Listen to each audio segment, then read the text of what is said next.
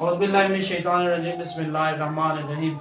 सो हमारी एक्सरसाइज है 2.1। इसका क्वेश्चन नंबर 1 है, identify which of the following are rational and irrational number.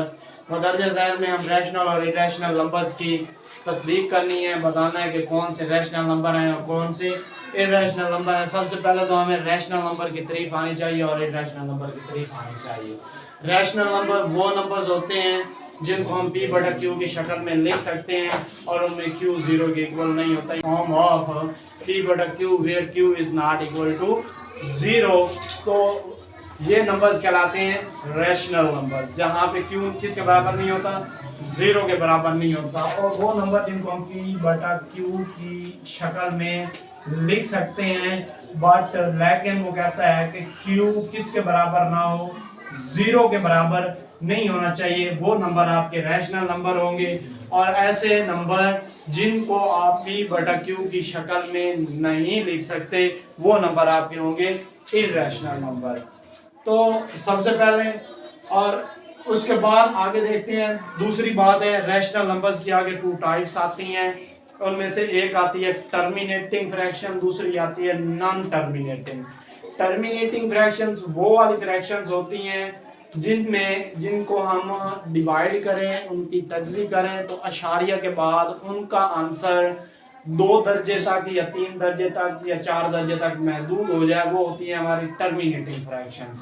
और नॉन टर्मिनेटिंग फ्रैक्शंस वो वाली फ्रैक्शंस होती हैं जो अशारिया के बाद बार बार कोई नंबर रिपीट होते हैं, चलती रहे, यानी रुकने का नाम ही ना ले, वो हमारी होती है नॉन टर्मिनेटिंग फ्रैक्शन।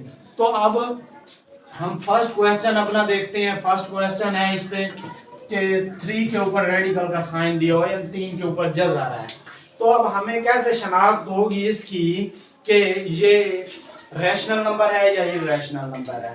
तो इसके लिए सिंपली आप लोगों ने अपने कैलकुलेटर का इस्तेमाल करना है, क्योंकि अब हमारे पास एग्जाम में टाइम शॉर्ट होता है, इस वजह से अब हम हाथ से इसका जज़र नहीं निकाल सकते।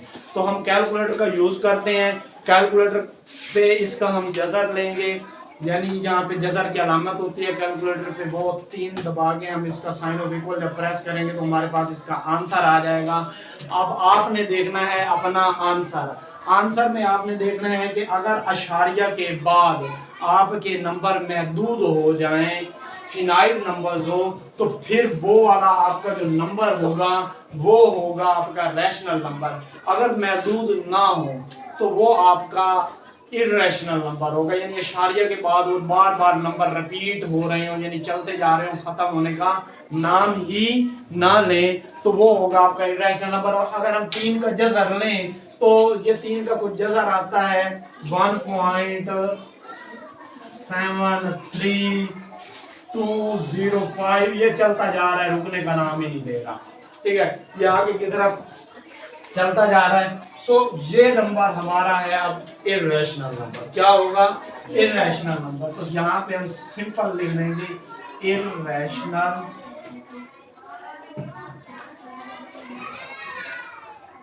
उसके बाद 116 है। अब ये तो हमें साफ नजर आ रहा है, ये तो आसान सा है, 1/6 p बटा q की शक्ल में दी हुआ, तो ये हमारा क्या है जी, रैशनल नंबर है। उसके बाद पाई हमेशा इरैशनल होती है। वो क्यों होती है?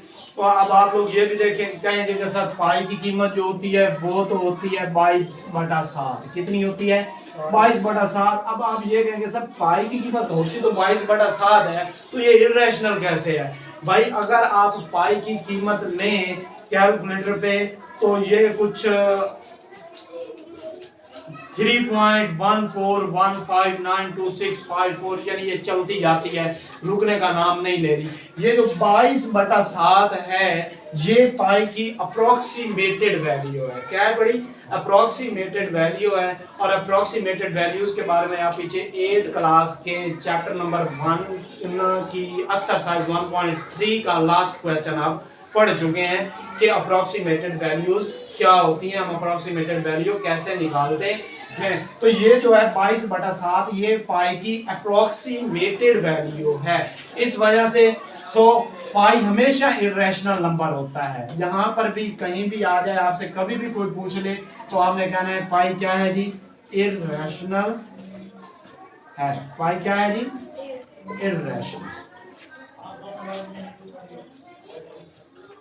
उसके बाद 15/2 है, ये भी P बटा Q की शक्ल में दिया हुआ है, Q 0 के बराबर नहीं है। तो अब हम सिंपल या आसान से लफ्जों में इसको कह सकते हैं भाई ये भी रैशनल है। तो उसके बाद 7.25 अभी मैंने थोड़ी देर पहले भी आपको बताया है कि आपने देखना है अशारिया के बाद अगर आपके नंबर महदूद हो जाएं, फिनाइट नंबर्स हो, तो आपका वो नंबर रैशनल नंबर होगा। अगर अशारिया के बाद आपके नंबर महदूद ना हो, यानी मुसलसल वो चलते जा रहे हो, तो वो आपके क्या होंगे? इर्रेशनल नंबर होंगे। तो आप सिंपल, अब आपको समझ आ गई है रैशनल और इर्रेशनल की। इशारिया के बाद आपके पास कोई इशारिया वाला आदत दिया हुआ है तो और आपसे पूछा जाए हाँ भाई बताएं ये रैशनल है या इर्रेशनल है, तो आपने देखना है कि अशारिया के बाद वो 2 दर्जे तक, 3 दर्जे तक या 4 दर्जे तक महदूद हो रहा है, नंबर महदूद दिया हुआ है, तो फिर वो आपका रैशनल होगा। अगर वो मुसलसल चलता जा रहा है, अब जो नंबर मुसलसल रिपीट होता जा रहा है उसकी क्या निशानी होगी, हमें वो कैसे पता चलेगा भाई ये नंबर मुसलसल रिपीट हो रहा है? तो उसके सामने ना कुछ नंबर्स, चंद नंबर लिखने के बाद इस तरह से ना डॉट लगे हुए होंगे। अगर आप अपने कैलकुलेटर पे निकालेंगे, कैलकुलेटर पे इस तरह की अलामत बनी होगी, इस तरह की छोटी सी ऊपर इस तरह की अलामत नजर आएगी। इस अलामत का मतलब है कि भाई ये नंबर अभी भी आगे रिपीट हो रहे हैं, अभी भी आगे चलते जा रहे हैं। तो अगर यहाँ पे बाद में आपको अशारिया लगे हुए नजर आ जाए, डॉट डॉट, ठीक है ना, नंबर्स के बाद, तो आप समझ लीजिएगा भाई ये नंबर रिपीट होते जा रहे हैं। क्या होते जा रहे हैं? रिपीट होते जा रहे हैं। सो उसके बाद तो ये नंबर हमारा क्या होगा? रैशनल। उसके बाद है 29 के ऊपर रेडिकल का साइन आ गया है, तो आपने फिर से वही अपना कैलकुलेटर का इस्तेमाल करना है।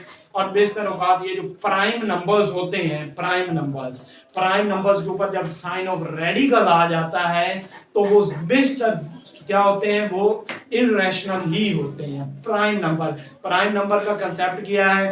प्राइम नंबर उन नंबर्स को हम कहते हैं जिनके सिर्फ 2 फैक्टर्स बने, यानी एक वो नंबर खुद हो, दूसरा उस पे 1 डिवाइड हो, यानी दूसरा उसका फैक्टर 1 हो। एक नंबर वो खुद हो और दूसरा उसका 1 हो। फॉर एग्जांपल 2 है, 3 है, अपना उसके बाद आ जाता है 5 आ जाता है, सही है, 7 आ जाता है, 11 आ जाता है, 13 आ जाता है। तो इनके ऊपर अगर रेडिकल का साइन दिया हुआ हो तो आपने तस्दीक अपनी कैलकुलेटर से कर लेनी है। तस्दीक किससे कर लेनी है? कैलकुलेटर से आप कर सकते हैं। इनका जज़र ले लेंगे और इनका जज़र जो प्राइम नंबर्स के ऊपर जब रेडिकल आता है ना, तो ये मुसलसल आगे रिपीट होते रहते हैं, चलता रहता है आंसर अशारिया के बाद। तो प्राइम नंबर क्या होते हैं? अगर इनके ऊपर रेडिकल का साइन आ जाए तो ये होते हैं जी इर्रेशनल नंबर। क्या होते हैं? Irrational number. एक कंसेप्ट ये भी आपके ज़हन में आ गया।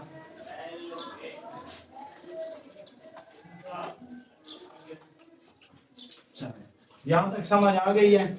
सो नेक्स्ट क्वेश्चन की तरफ चल। क्वेश्चन नंबर 2 है convert the following fraction into decimal fraction. ये जो हमारी मदरजा ज़ैद फ्रैक्शंस दी हुई हैं, इनको वो कहता है आपने डेसिमल फ्रैक्शन में चेंज करना है। किस में चेंज करना है? डेसिमल फ्रैक्शन में। आप डेसिमल फ्रैक्शन में तब्दील करने के लिए आप कैलकुलेटर का इस्तेमाल भी कर सकते हो, हाथ से भी कर सकते हो, लेकिन अब हमने क्या करना है, अगर इस तरह का कोई क्वेश्चन वो दे देता है पेपर में क्वेश्चन आ जाता है, कैलकुलेटर से डायरेक्ट निकाल देते हैं, हम कैलकुलेटर की मदद से आंसर डायरेक्ट आगे निकाल के लिख देते हैं। फॉर एग्जांपल मैं 17 और इस तरीके से 17 पे डिवाइड करता हूँ 25, तो जो आंसर आता है वो मैं इधर लिख देता हूँ। मैंने इसको हल करके लिख दिया 0.68, ये है इसका आंसर। अगर मैं इतना आंसर लिखूंगा तो अब मेरा जवाब तो ठीक है, लेकिन पेपर चेक करने वाले की मर्जी है वो मुझे पूरे नंबर दे या ना दे, ये अब उस पर डिपेंड करता है, क्योंकि मैंने सिर्फ सिंपल आंसर लिख दिया, उसको कोई अमल करके नहीं दिखाया। ठीक है, तो मैं चाहता हूं कि आप इन सवालों को हल करें तो इनके साथ थोड़ा बहुत अमल भी कर दें, ताकि वो खुश हो कि आपको 2 नंबर पूरे दे। इस तरह का क्वेश्चन पेपर में आता भी है और लाजमी आता है, हर हाल में आता है। तो मैं चाहूंगा कि आप लोग इस पे इसकी डिवीजन करें, इसको तकसीम करें। 17 को अंदर रख लें 25 को बाहर रख के नहीं जाता तो आप 0 लगाएंगे, यानी अशारिया ले लेते हैं, अशारिया लेके 0 लगाते हैं, अशारिया के बाद आप लामहदूद 0 ले सकते हैं और ये अशारिया चला जाएगा ऊपर यहाँ पे। चले मैं इधर लगा देता हूँ, इसके पीछे आप 0 लगा लें तो भी ठीक है, ना लगाएं तो भी ठीक है। अब ये बन गया आपके पास 170, 25 6 कितना आएगा 150, 0 2 1 0 और लेंगे नीचे आएगी तो ये 200 बन गया। तो अब 25 8 200। तो ये अमल अगर आप थोड़ा सा साथ कर देंगे तो वो समझेगा कि वाकई ये इंटेलिजेंट स्टूडेंट है बड़ा। और आपने ये अमल करने के बाद अपना आंसर वेरीफाई करने के लिए, क्योंकि आपके पास एग्जाम में ड्यूरिंग एग्जाम आपको इजाजत होती है कैलकुलेटर यूज करने की, आपने अपना आंसर वेरीफाई करने के लिए ना आपने कैलकुलेटर की मदद से भी इसको एक बार तकसीम कर लेना है, क्या हमारा आंसर सही आया है या नहीं आया। नहीं तो आपको एक और भी टिप देता हूँ, आसान सी टिप है, पहले आप कैलकुलेटर की मदद से अपना आंसर निकाल लें, फिर आपको पता चलता जाएगा भाई हमने इसको इस पे कितनी बार इसके साथ इस नंबर के साथ मल्टीप्लाई करवाना है। क्या करवाना है? मल्टीप्लाई। हमने किसी नंबर को किस नंबर के साथ कितनी बार मल्टीप्लाई। जब आपके पास आंसर लिखा खड़ा होगा, आपको आंसर का पता होगा, तो आप सिंपली देखें फॉर एग्जांपल है यहाँ पे मैंने पहले आंसर निकाला 0.68। अब यहाँ पे मुझे पता चल गया है कि भाई 25 जो है ये 17 पे डिवाइड नहीं होता, क्योंकि 17 छोटा है 25 से 25 से।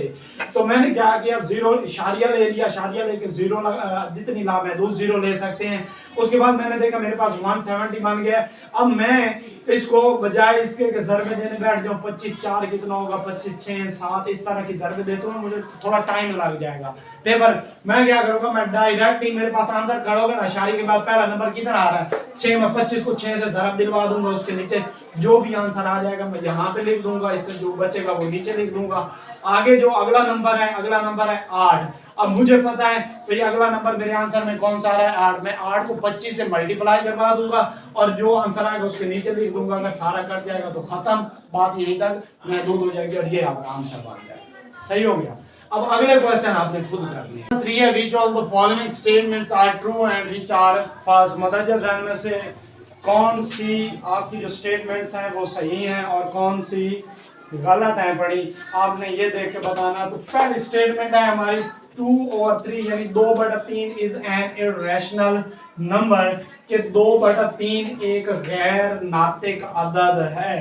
तो हमें कैसे पता चलेगा भाई 2/3 एक गैर नातिक अदद है या ये नातिक अदद है? भाई P/Q की शक्ल में तो ये ऑलरेडी लिखा हुआ है, सही है ना। तो वो नंबर जो हमारे P/Q की शक्ल में लिखे होते हैं वो क्या होते हैं? Rational number. तो ये फिर उसकी स्टेटमेंट क्या हुई? रॉन्ग हुई, फॉल्स हुई कि 2/3 इर्रेशनल नंबर है। ये स्टेटमेंट उसकी क्या होगी? फॉल्स। क्या होगी? फॉल्स। अच्छा जी, pi is an irrational number.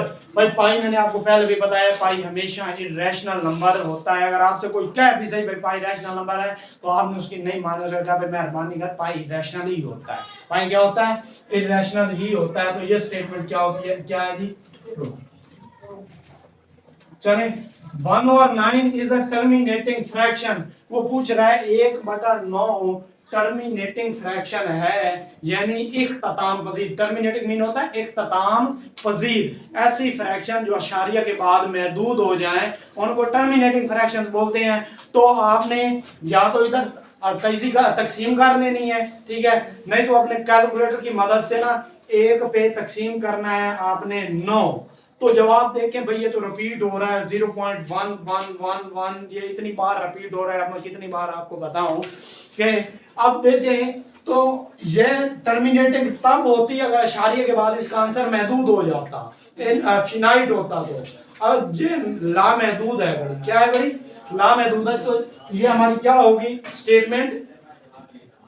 क्या होगी स्टेटमेंट? फॉल्स। क्या होगी? फॉल्स। स्टेटमेंट क्या होगी? फॉल्स। उसके बाद 3/4 इज अ टर्मिनेटिंग फ्रैक्शन। क्या वो कहता है 3/4 टर्मिनेटिंग फ्रैक्शन है, ठीक है। तो आपने 3 पे 4 तकसीम कर देना। ये आप सिर्फ आपका टाइम बचाने के लिए आपको बता रहा हूँ, वरना आप हाथ से भी कर सकते हैं। किसकी मदद से कर सकते हैं? हाथ की मदद से। 3 पे जब 4 आप डिवाइड करेंगे तो आपका आंसर आएगा 0.75। 5। अब देखें ये अशारिया के बाद महदूद हो गया है, सही है। तो वो नंबर्स आपको पहले भी मैंने बताया है कि जो अशारिया के बाद महदूद हो जाएं उनको टर्मिनेटिंग फ्रैक्शंस बोलते हैं। तो अब ये हमारी स्टेटमेंट क्या हो गई? ट्रू। क्या हो गई? ट्रू। अब अगली स्टेटमेंट हमारा पांचवा सवाल है, 4/5 इज अ रिकरिंग फ्रैक्शन। अच्छा, ये जो रिकरिंग फ्रैक्शन होती है ना, ये बोलते हैं नॉन टर्मिनेटिंग फ्रैक्शन को। किस फ्रैक्शन बोलते हैं? Non terminating fraction. Non terminating fraction वो फ्रैक्शंस होती हैं जो अशारिये के बाद महदूद ना हो, यानी ला महदूद हो, जिनमें अब इसको रिकरिंग को बोलते हैं तकरारी अशारी आदाद, जिसमें बहुत ज्यादा तकरार पाया जाए उसको रिकरिंग बोलते हैं। क्या बोलते हैं? Recurring fraction. तो अब 4/5, अगर 4 पर हम, मैं इधर ही, चलो इस सवाल को इधर ही कर लेता हूं। 4 पे 5 डिवाइड करते हैं, नहीं जाता, अशारिया लेंगे, 0 अशारिया ऊपर आ जाएगा, ठीक है। 40 बन गया, 5 8 40, 5 8 40। तो अब देखें इसका आंसर आ गया 0.8। क्या आ गया? 0.8। तो ये अशारिया के बाद महदूद हो गई है फ्रैक्शन, जबकि रिकरिंग में था कि जिसमें बहुत ज्यादा तकरार पाया जाए। अब इसमें तकरार तो है नहीं, तो ये हमारी क्या फ्रैक्शन क्या होगी? फॉल्स होगी। क्या होगी? सही है। तो आपको इंशाल्लाह उम्मीद काफी है कि समझ आई होगी। अगर समझ ना आए तो एक बार वीडियो को अगेन से देखिए, ठीक है। अगर जिस पॉइंट की समझ नहीं आती नीचे से कमेंट कर